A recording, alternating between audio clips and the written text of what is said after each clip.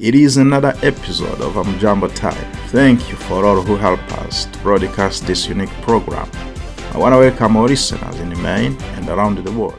Here are our headline stories. Ever thought about challenges journalists face to do their work in Africa? When we look at physical attacks, we find that countries undergoing conflict pose a particularly high threat of physical risk for journalists. We can see We have an expert on this show who will take us into the Horn of Africa region.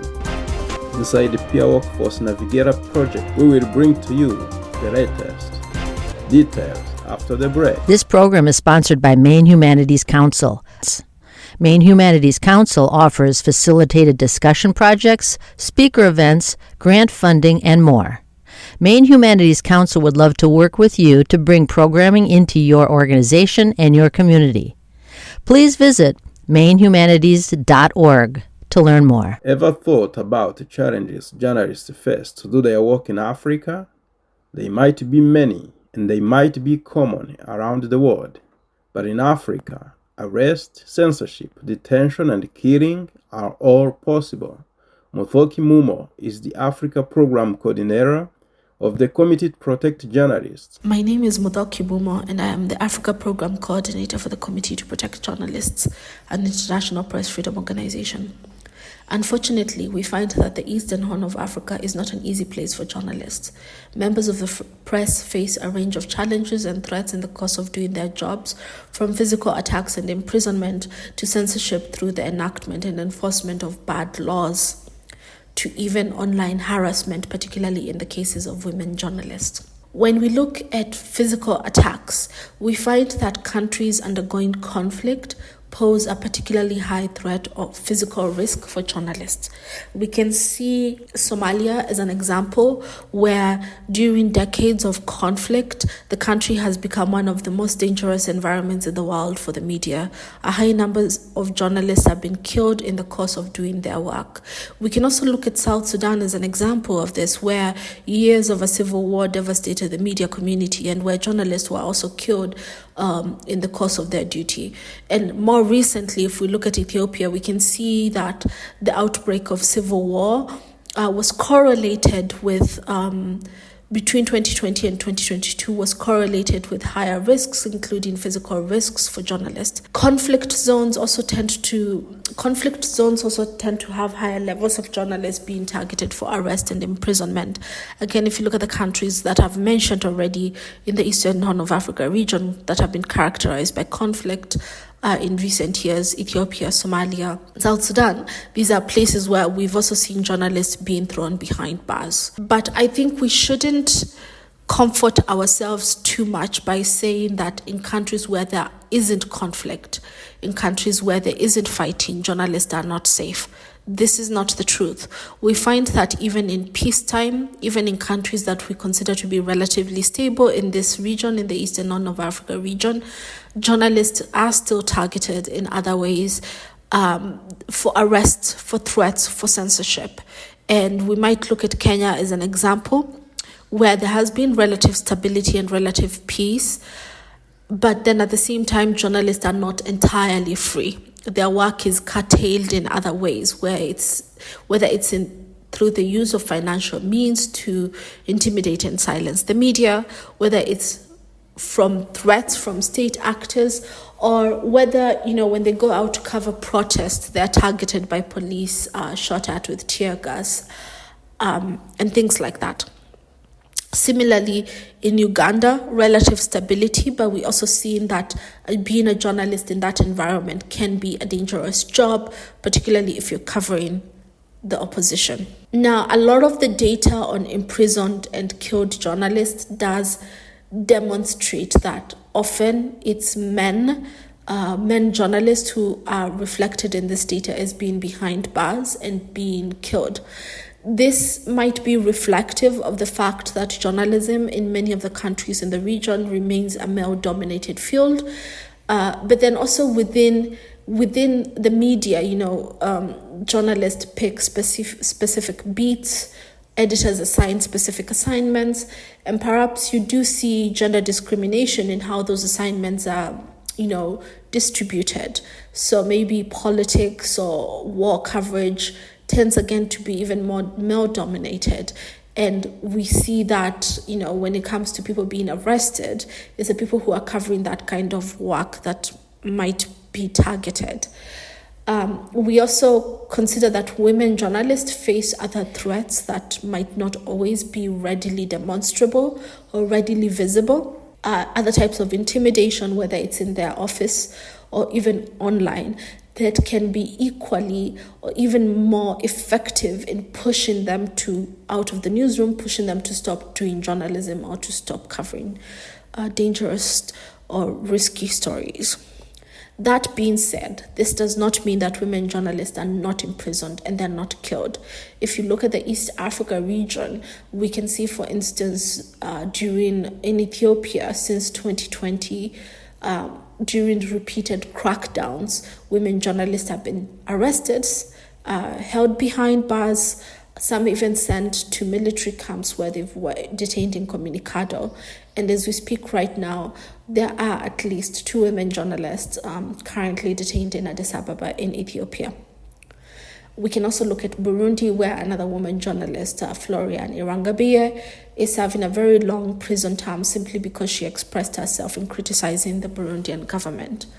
So, when we look at the gender dynamics, yes, the data on killed and imprisoned journalists tends to have more men and women, but this is reflective of journalism as an industry and it being male-dominated. It's reflective of the kind of assignments that women are given. It's also reflective of the fact that women face different types of risk, different types of threats as they do their job, but it does not mean that they cannot also be imprisoned or killed. As we've mentioned, in Burundi and in Ethiopia, we have seen, current examples of women being thrown behind bars for their journalism. According to our research at the CPJ, state actors are usually the main aggressors against journalists. And by state actors here, including police who might throw journalists behind bars or shoot tear gas at them while covering a protest. But we're also talking about, other agencies and other arms of government. So for instance, parliamentarians or legislators that might put in place repressive laws, judiciaries that might be weaponized against the media, powerful people within government that might threaten journalists if they cover things like corruption or attempt to investigate or comment on governance. So generally what we've seen is that the main aggressors against journalists are state actors. However, this does not mean that threats cannot come from other places.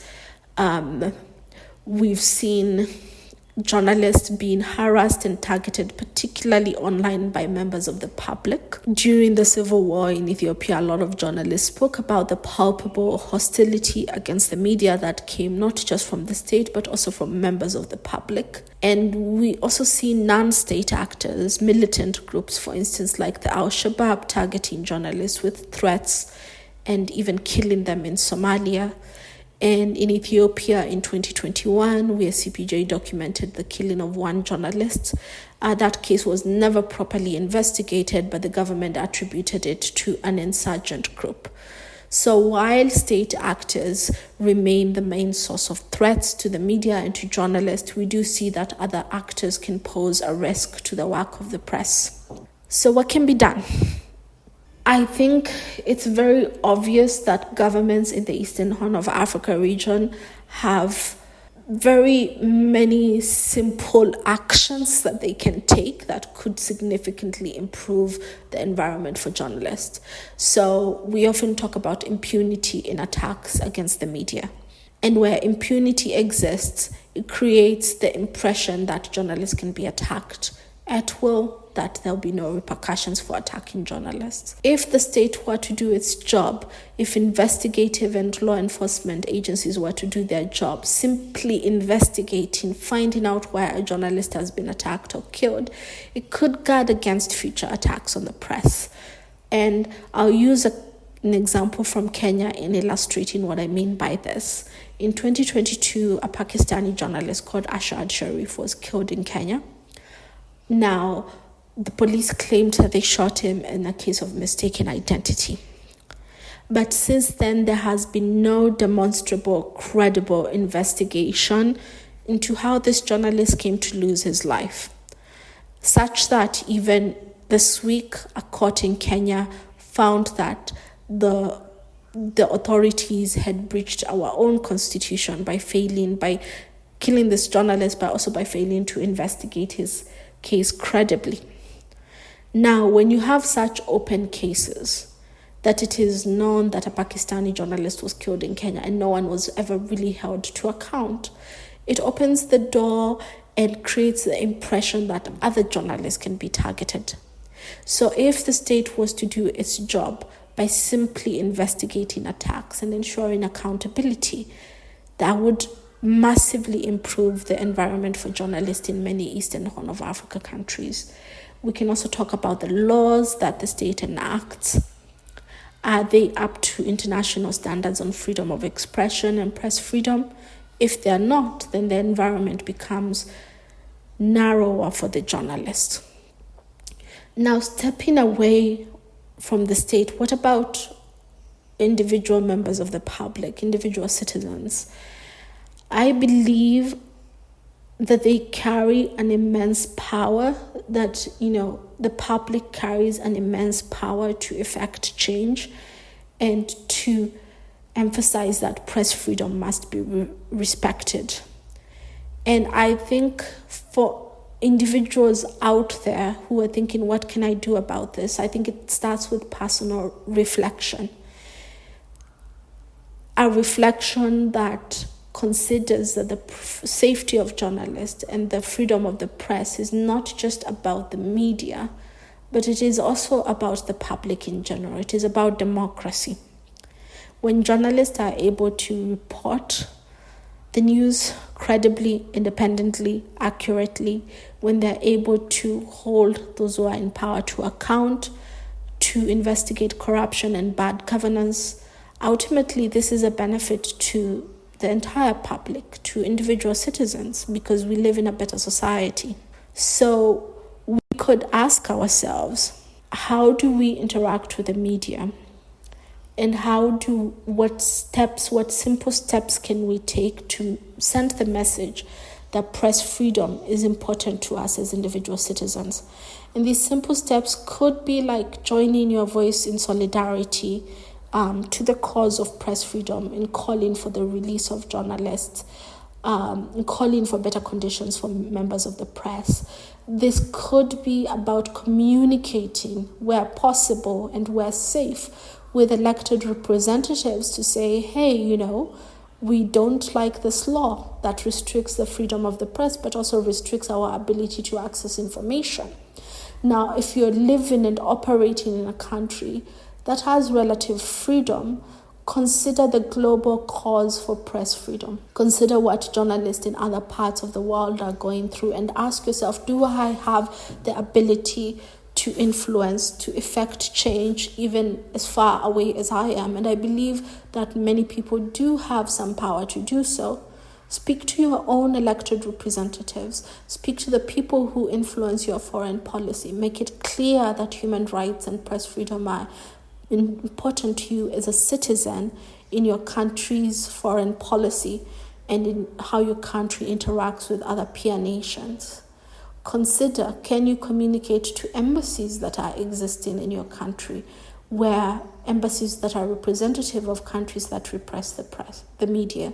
And I believe that these individual actions build up, and when done consistently, when we consistently stand in solidarity with journalists around the world who are facing repression, we can effect change that might be bigger than we ever imagined. One of the countries that has been harshly criticized by human rights is Rwanda. Rwanda Media Commission Executive Secretary Emmanuel Mugisha calls the critics out of context and unfounded. When you look at the core definition of freedom of expression, it lies in three major things. It is based on the right to seek information, and then receive it, and then use it in expressing yourself. So when you look at those three elements, the right to seek information has been, first of all, guaranteed by the Constitution of Rwanda under Article 38. We have the access to information law with all the ministerial orders associated with it, affiliated to it, that try to give everybody accessibility to information. That is seeking. Okay. So whoever is seeking information, the laws are clear as to what should be done in seeking information, then receiving it. That takes capacity building. So if you don't have the capacity to even seek information, even receiving it will be an issue, because you have to know what you're receiving and then express it objectively. So these three elements, once they combine, they make this right be more useful to whoever is claiming for it. So most of the people who have this opinion, I think they lack some of these nitty-gritties of challenging the situation in Rwanda, because they don't understand the actual causes behind people not, having the expression they need to do, or they need to enjoy exercise. So in my view, I think whoever is saying that, they have either ignorance about what they're saying, or they're prejudiced in the way that they just make abstract conclusions without being objective. Looking at the legal framework, it supports all that the freedom of expression requires, which is seeking information, then receiving it, then exercising it. So what I think we should be doing is not criticizing what has been done by the government, but rather to empower our citizens to have literacy in terms of media and information, so that they get to know how to even exercise their rights effectively. Because if you lack the skills to seek information and then receive it and then use it to exercise your freedom, automatically you won't exercise this freedom objectively or even meaningfully. So in my view, I think whoever is saying that, well, first of all, they lack the nitty-gritties of what they're saying.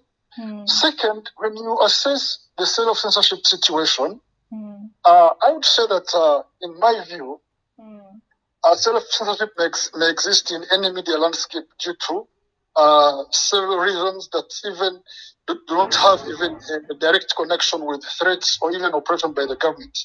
For instance, journalists may choose to self-censor for various reasons, including cultural sensitivities, contextual sensitivities, professional ethics, or even economic considerations.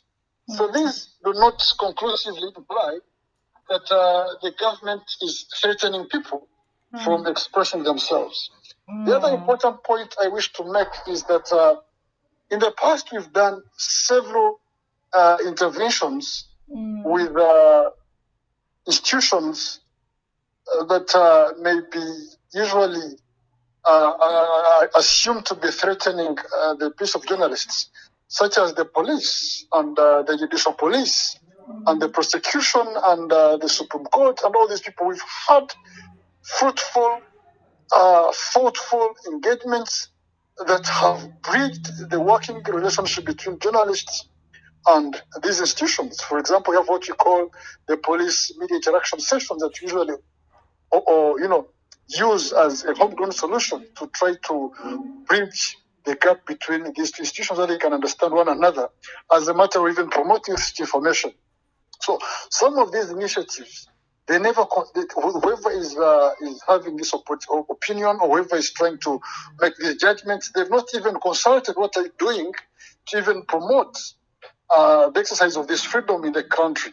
So in my view, I think these are people who just have platforms to speak, and they just have these prejudices. They conclude they're not even contributing to helping the situation improve, but their situation is that of being negativist, or even refuting even the efforts that people are trying to implement to bring the difference we want to see. Okay, yeah. Yes. So, are you satisfied with the environment in which the media operates? I'm not satisfied per se, but I'm telling you, this is a journey. Yeah. This is a journey. We keep on having new challenges, and we address these challenges as they arise. So the important thing is the goodwill For instance, when I talk about literacy, the issue is not even journalists being threatened or government oppressing. It is the environment. How do people perceive the media? How do people appreciate information? If people don't have these skills and levels of literacy as a community, automatically this will be reflected in how they relate with the media. And this is not the government, these are individuals, you see? When an individual is illiterate about the role of the media in a democratic state, or even in a developing country like ours, and say they don't relate with the media in a proper way, in a guided way by the laws and special access to information and freedom of expression, as an individual, they can act in a way that is against the request, the demands of a free media space.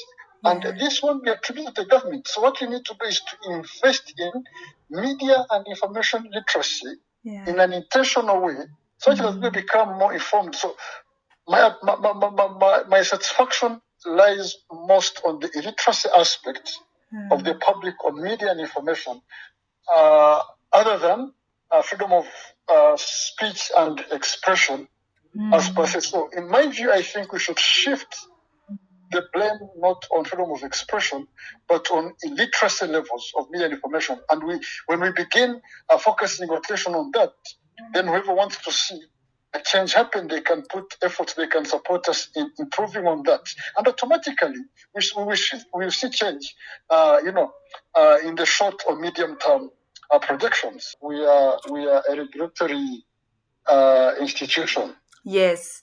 How do you collaborate with the authorities? Well, our collaboration with the authorities, of course, is one driven by mutual understanding that press freedom and journalists' protection and safety is something that concerns us. So we need to work collaboratively to promote it and address the bottlenecks wherever they are. That's why I said, for instance, we have these campaigns where we meet local leaders in provinces, in districts, to discuss in a frank and open manner how we can improve the working relationships. We've had some of these in Southern Province, in Eastern Province, with the support of other NGOs and donor-supported, projects. And through these engagements, we have an opportunity to raise people's literacy levels to understand media's role. And these platforms, you can never see them anywhere in the world. These are homegrown solutions to see how we can improve on the atmosphere, on the environment, enabling environment for media, freedom of the media. But again, as I speak, we should also look at the media as calling for these, rates. If really journalists in a public interest space, some of these people are not even,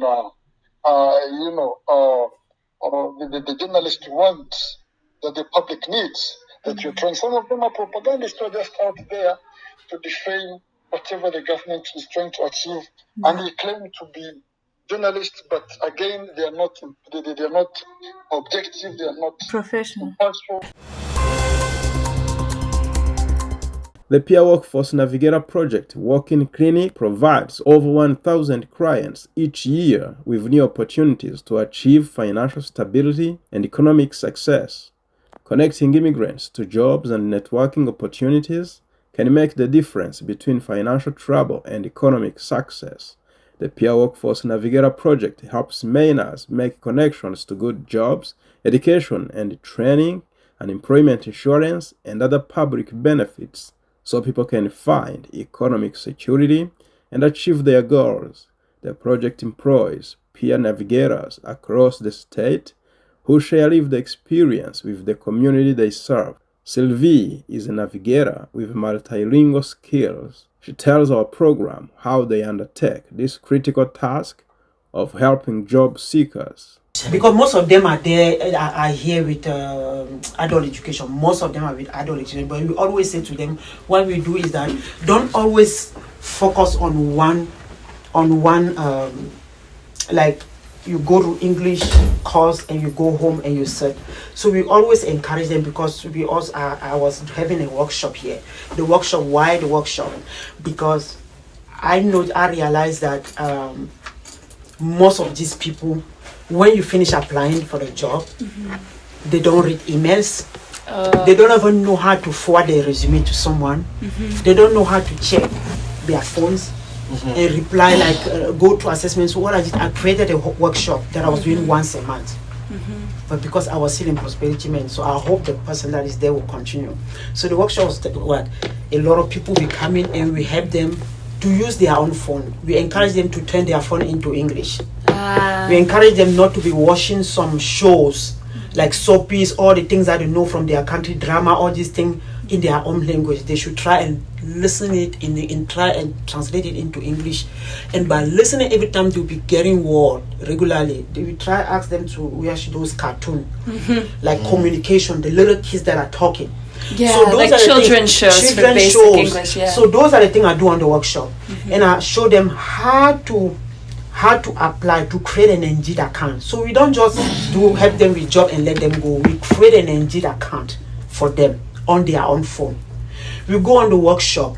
We show them just how you apply on Indeed account, just how you choose, just how you pay attention to the city that you want to apply. You have to check Portland, Scarborough, Westbrook, Falmouth, the location. You're not going to apply to something that is out of here. Right. So go through, check, and this is how you search what you want. If you want a job, like, because most of them say, I want a cleaning. I say, no, you have experience like this, you can do this. So we give them solutions. We offer like suggestions. Yeah. Now we show them how to apply. So we don't just apply and let them go. Most of them already have Indeed account on their phone. So from home, they can still apply. So when they come now, we say, let's go through your emails. This is how you reply. So by doing that workshop, really help them to become independent. Yes. So we also show them that for the unemployment, you don't have to come here every time. This is a number. You call through your phone. You speak through your own language, and someone will be able to. They will give you an interpreter to help you in those languages. So we are not just here to wait for them to come, make resume job, and we make follow-ups. So we are not just doing and let them go. No, we make sure they get a job. All the steps of the way. All the steps. And now we identify those that are having a lot of trouble. We bring them here and we try to give them advice on what to do to improve their English. We always remind them English is a key. Jaha Kuzimana, your host. We are at the end of today's show. Remember, the website amjamboafrica.com has a variety of great news, and you can pick up Amjambo Africa newspaper at stands like Hannaford, Burundi Cafe, the markets on Lisbon Street in Lewiston, Coffee by Design, and many more places. Together with the entire team of Amjambo Africa, we thank you. Bye.